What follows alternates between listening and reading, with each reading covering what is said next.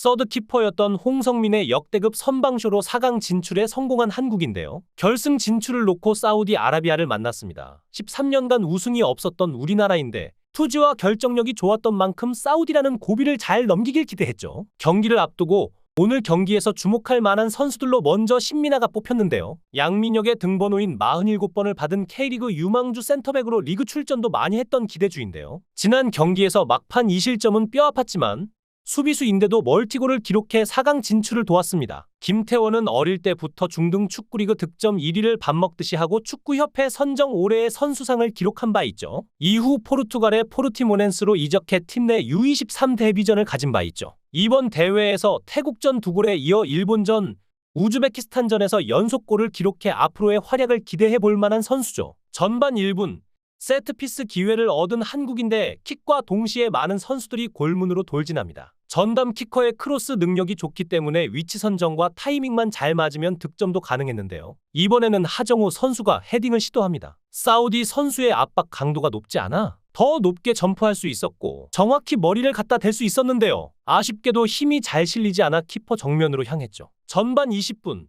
8명이 내려앉은 사우디 수비를 상대로 이렇다 할 공격을 보여주지 못하다가 백민규가 과감하게 슛을 시도해봅니다. 중원 지역에서 2대1 패스 플레이를 시도하는데 사우디 수비진 2명이 압박을 가하려고 하죠. 패스를 바로 주기 어려운 상황에서 중거리 슛을 날렸는데요. 볼이 다소 뜨면서 유효슛으로 기록되지는 못했습니다. 하지만 밀집된 수비를 분산시키는데 가장 좋은 방법이 이런 과감한 슛이기 때문에 시도는 정말 좋았죠. 28분 며칠 전 열렸던 토트넘 경기에서 손흥민의 어시스트 장면과 비슷한 상황이 펼쳐집니다. 사이드를 겨냥한 전진 패스로 빠른 템포의 공격을 펼쳤는데 볼을 받은 박승수는 수비의 압박으로 백패스를 할 듯한 동작을 취합니다. 그때 수비의 시선과 몸이 쏠리며 방심하고 있는 틈을 타서 방향을 빠르게 전환하는데요. 수비는 전혀 예측을 못하면서 뒤처졌고 크로스로 이어집니다. 크로스는 수비 맞고 굴절되었는데 손승민이 볼을 잡고 페널티 박스 근방까지 볼을 끌고 가면서 과감한 슛을 시도합니다. 양팀의 가장 위협적인 장면이었죠. 한국은 사우디의 수비력에 고전하며 결국 전반전은 득점 없이 비깁니다. 그렇지만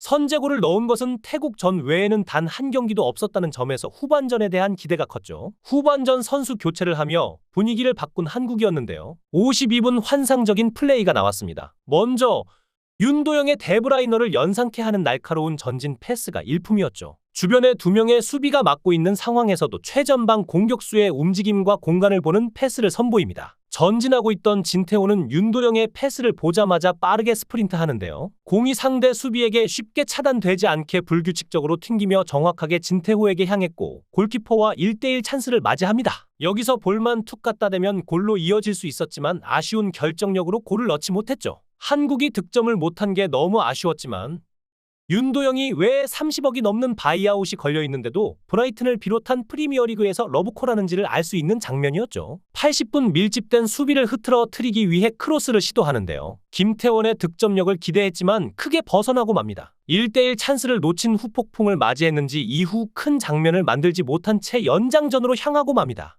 연장 전반에도 한국에게 결정적인 찬스가 왔는데요. 다시 한번 윤도영이 침투하는 윙어의 움직임을 보고 수비가 없는 빈 공간으로 스루 패스를 선보입니다. 한국 선수들도 실수로 발을 갖다 댈 뻔할 정도로 예상을 뛰어넘는 패스였죠. 이 패스 한 방에 사이드가 완전히 뚫렸고 침투하는 공격진들에게 크로스를 날리는데요. 터치라인을 넘지 않고 이건희에게 정확히 연결되었죠. 그런데 볼을 잡을 때 볼이 튕겨나가며 슛을 쏘지 못한 채 수비가 걷어내고 맙니다. 만들어가는 플레이는 일품인데 계속해서 결정력이 아쉬운 한국의 상황이 반복되었죠. 한국이 경기를 지배했지만 결국 연장 후반까지 득점 없이 비기며 또다시 승부차기로 향합니다. 2연속 승부차기라는 쉽지 않은 순간을 맞이하게 되는데요. 이미 많은 경기를 치르며 선수들의 체력이 바닥나고 지난 경기의 여파가 컸던 상황이죠. 지난 경기에 킥 실수를 잊고 다시 한번 홍성민 키퍼의 활약을 기대해야 하는데요. 애석하게도 첫 번째 키커인 김태원이 실축하고 두 번째 키퍼인 이창호도 골대를 맞췄는데요.